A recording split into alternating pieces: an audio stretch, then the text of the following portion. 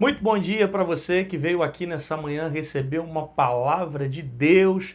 Que alegria eu tenho ter você comigo aqui nesse canal. Obrigado pelo carinho que você sempre tem, né, passado por aqui, recebido a palavra de Deus, cooperado com o nosso ministério. Deus abençoe sua vida, que você tenha uma manhã extraordinária.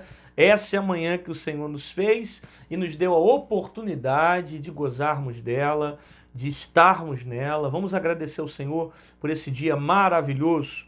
Pai amado, Deus bendito, nós te agradecemos por essa manhã. Obrigado pela oportunidade da vida.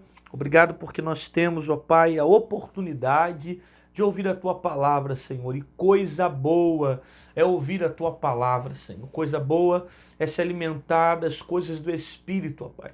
Porque a tua palavra nos dá direção, a tua palavra nos cura, a tua palavra nos salva, a tua palavra nos dá norte, a tua palavra nos liberta. Obrigado, ó Pai, por essa pessoa que está ouvindo a tua palavra.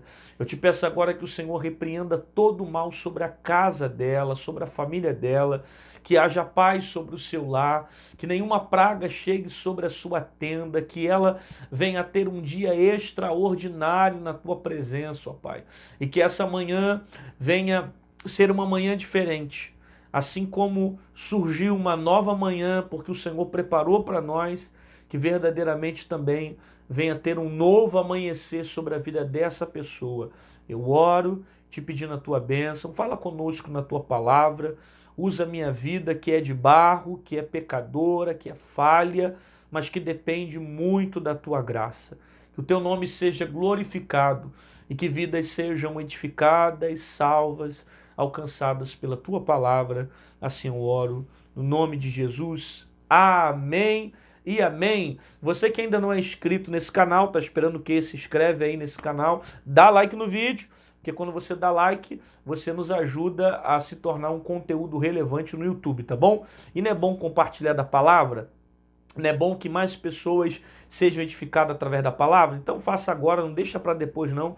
Já deixa o teu like aí no vídeo, compartilha com alguém que precisa ouvir a palavra, com um amigo, com um colega, e ativa o sininho para você receber as notificações. Se porventura o YouTube não te lembrar, todos os dias tem vídeo nesse canal, de manhã, de tarde e de noite, tá bom?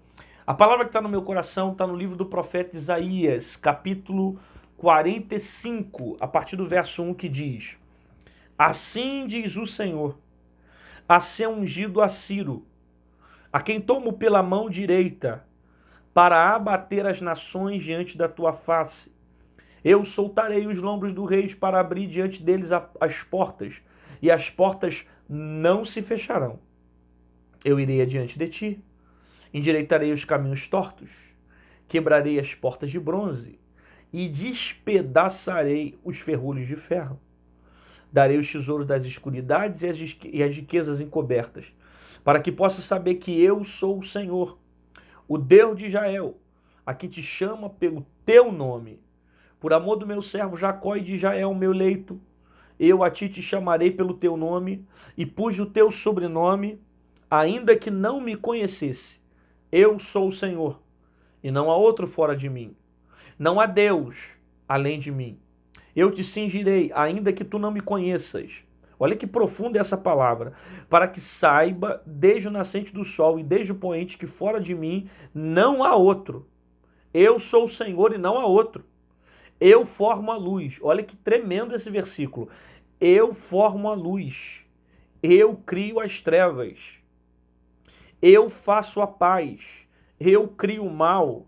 Eu sou o Senhor e faço todas as coisas. Irmãos, esse texto aqui, ele é muito tremendo, muito tremendo. Você ouviu, né?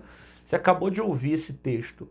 Só o versículo 7, se a gente ficasse analisando só o versículo 7, já teria muita coisa para alimentar a nossa alma diante de tantos questionamentos que as pessoas têm, quando há algum mal, quando acontece alguma perda, quando morre gente na terra, e por que acontece isso, sendo Deus um Deus bom.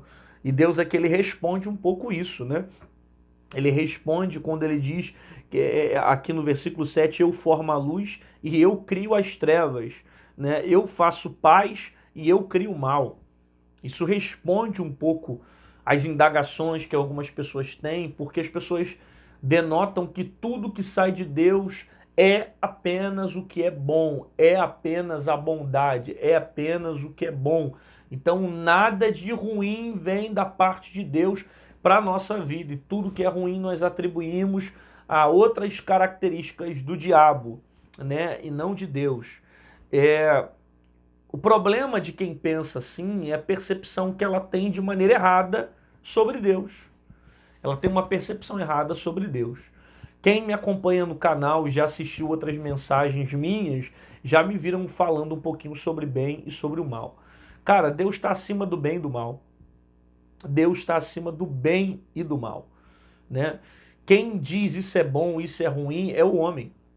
O homem que consegue distinguir pela característica dele, pelaquilo que ele julga ser bom ou pelaquilo que ele julga ser mal, né? Mas a própria Bíblia diz para nós que o homem é injusto. O homem é mau.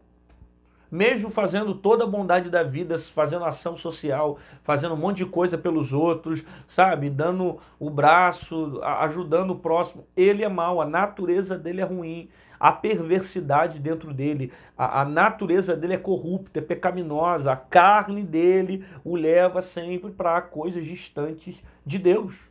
O homem é mau. Então, só quem pode julgar alguma coisa entre o bem e o mal é Deus. Só e ponto. O homem não consegue determinar se isso foi bom ou se isso foi ruim. Ah, porque foi ruim, porque gente inocente morreu, e foi bom porque outras pessoas foram preservadas, tal. O homem julga dessa forma porque a gente tem essa característica de condenar o outro, mas só Deus sabe o que é bom, o que é ruim. Sabe? Só Deus sabe dizer o que realmente é justo a se fazer. Agora, o que você precisa entender é que quando Deus cria a luz e Deus cria as trevas, e algumas pessoas questionam, então quer dizer que ele é autor do mal, ele cria o mal. Cara, tudo vem de Deus, tudo surgiu de Deus, tudo vem do Pai. Entende? Ele não é mal, ele está acima do bem e do mal. Ele está acima do bem e do mal. Às vezes nós colocamos o mal quando as nossas expectativas não são supridas, ou então a gente julga que aquilo que foi feito não foi bom, então a gente determina isso como mal. Só que sendo Deus o dono da vida, sendo Deus o dono de todas as coisas, ele decide quando dá e quando tira. E ponto. Ele é o dono da vida. Só em você nascer você já é um privilegiado. A verdade é que alguns vão passar por essa terra, vão ficar um mês, outros vão ficar semanas, outros vão ficar 2 anos, 3 anos, 4 anos, 5 anos, 6 anos, 7 anos.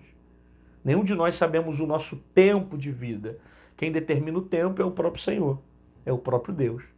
Agora, só em nascer nós já temos o privilégio de ter recebido a vida, de ter a oportunidade de viver aqui e de morrer com Ele. Porque melhor do que nascer é passar a eternidade com Ele, né? Passar a eternidade com o nosso Deus. Então eu parei só para você entender um pouquinho sobre o versículo 7, que é muito profundo e tem muita coisa ali boa, mas na verdade o que eu queria trazer para você, eu queria expressar uma palavra profética, baseada no que o próprio Deus estava dizendo para Ciro.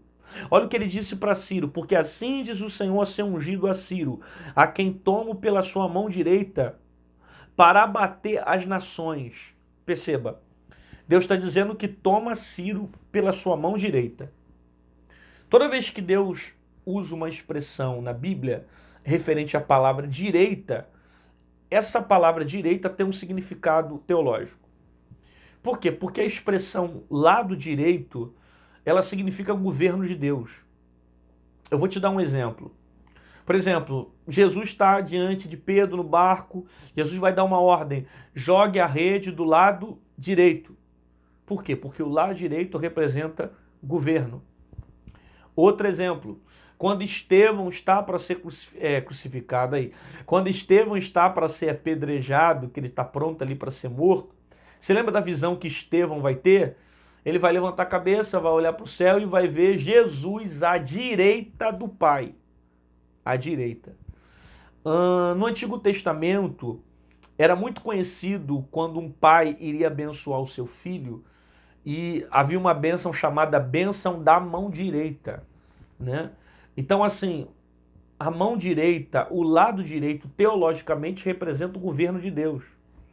Entre tantas outras coisas que poderia significar como a bênção da mão direita que tinha no Antigo Testamento, onde um pai acreditava que estava transmitindo para o filho tanto bênçãos espirituais quanto materiais, transmitindo autoridade para o filho. Por isso a bênção da mão direita, né?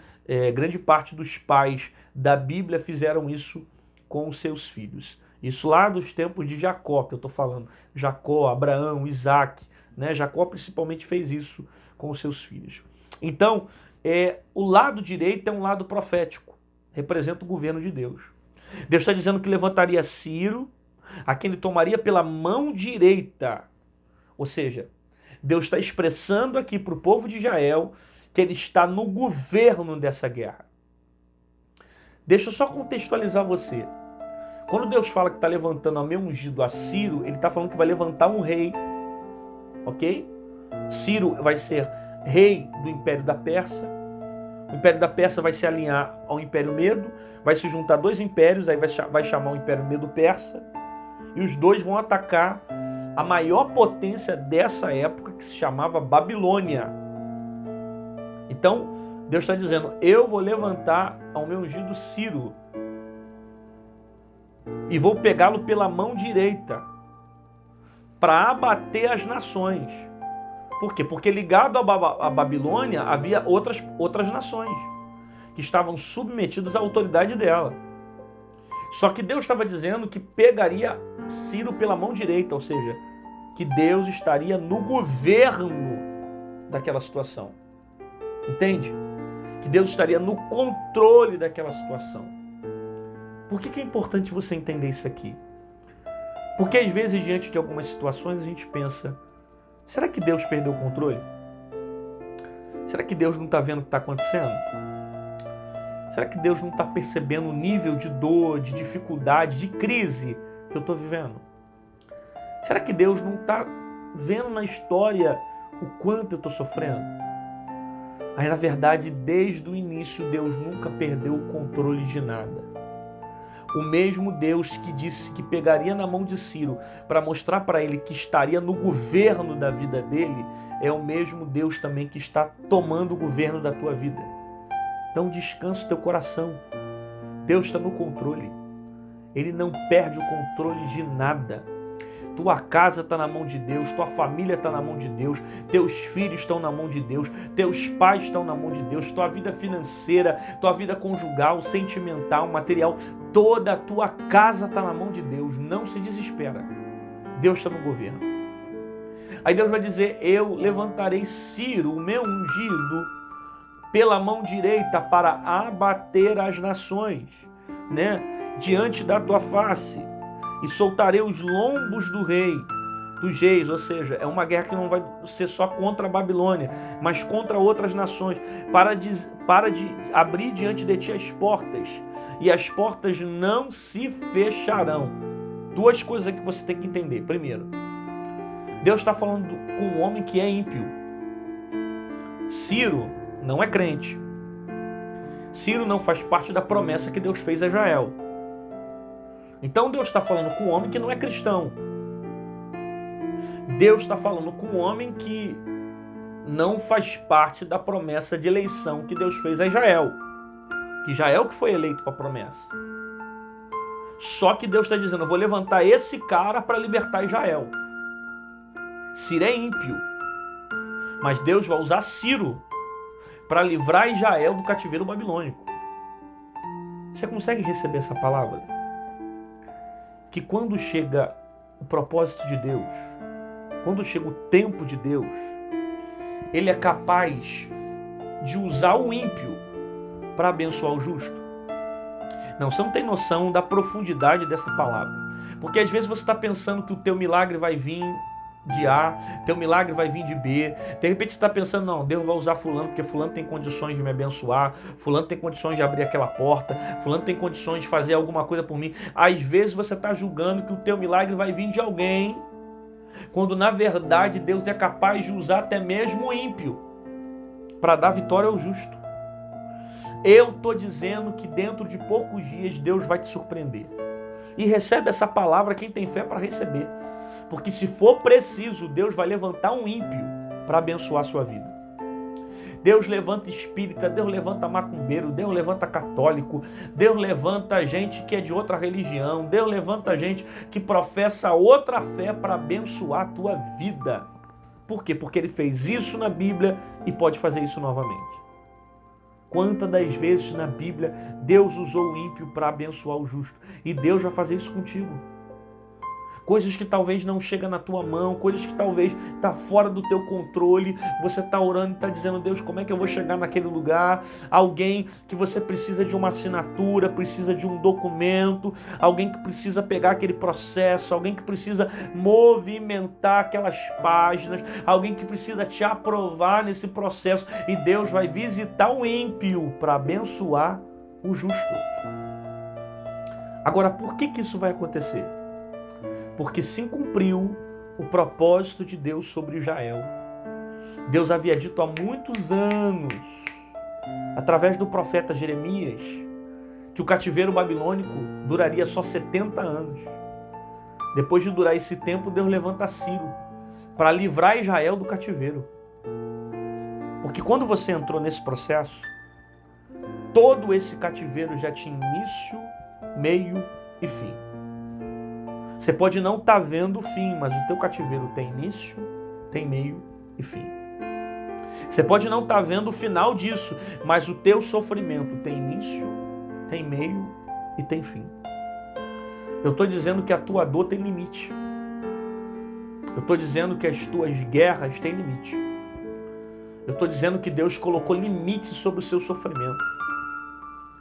Deus colocou limites sobre as suas dificuldades. Eu estou dizendo que tem limite diante dessas guerras que você está vivendo. Você pode não conseguir enxergar o final dela, mas Deus colocou limite. Antes de você entrar em todo esse processo, Deus já tinha determinado o início, o meio e o fim. E quando chegou o tempo de Deus, Deus levantou até o ímpio para abençoar o justo.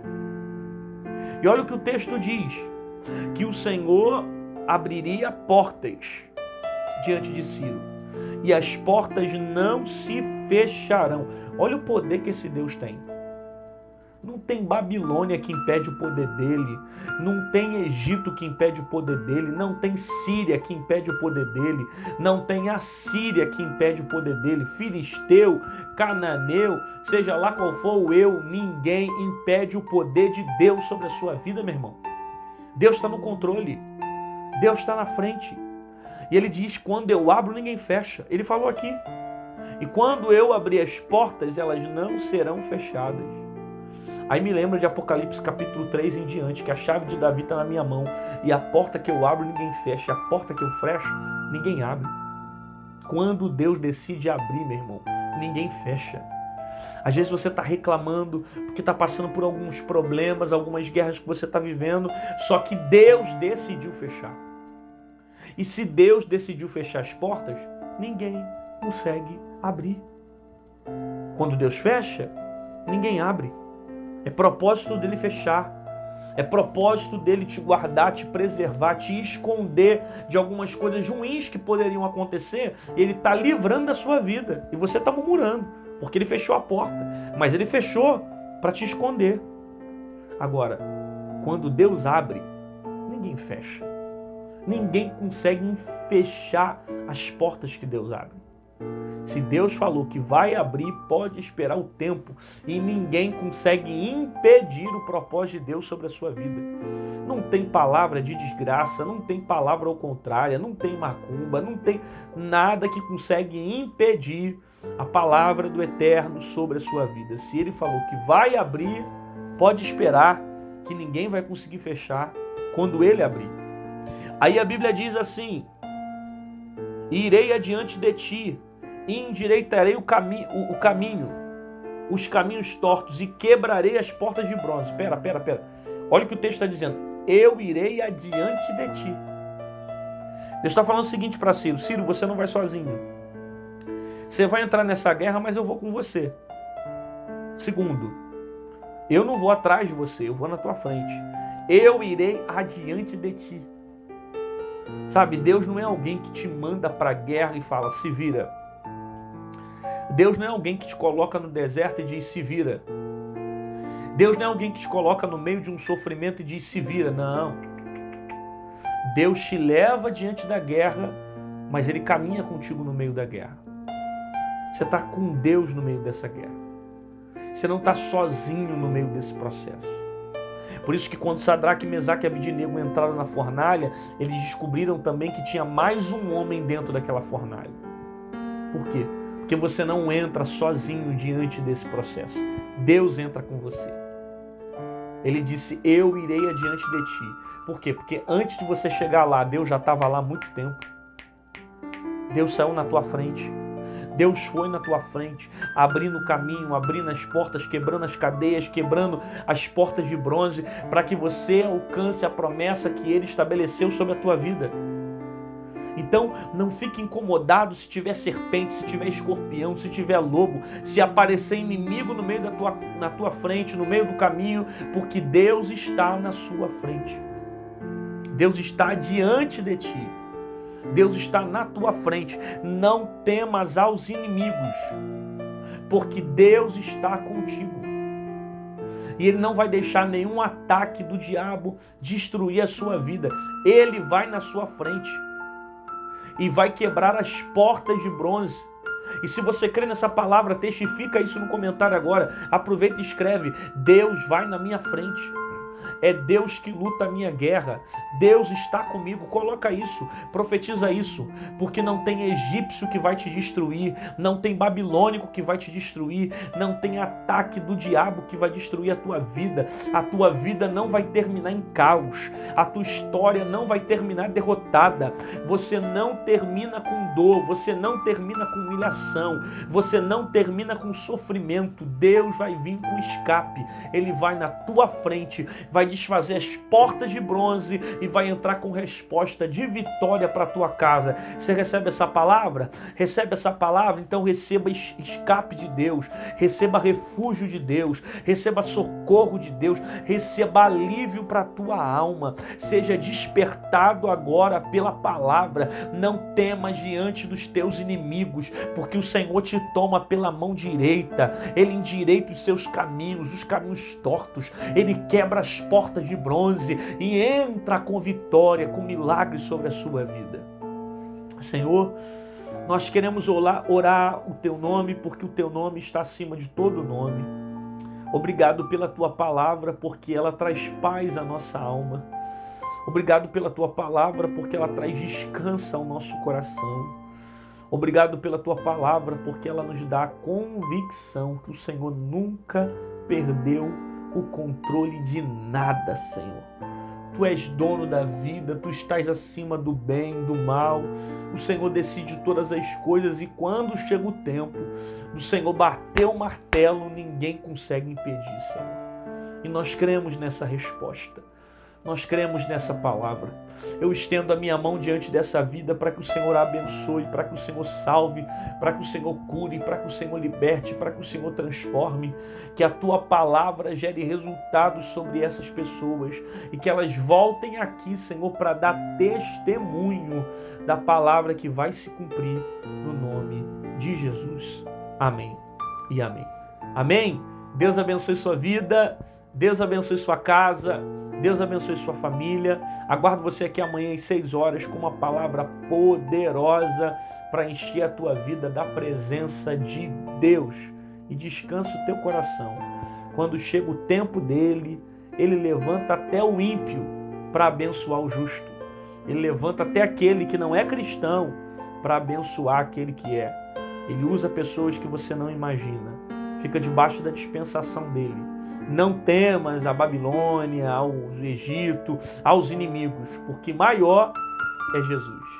Maior é aquele que está contigo.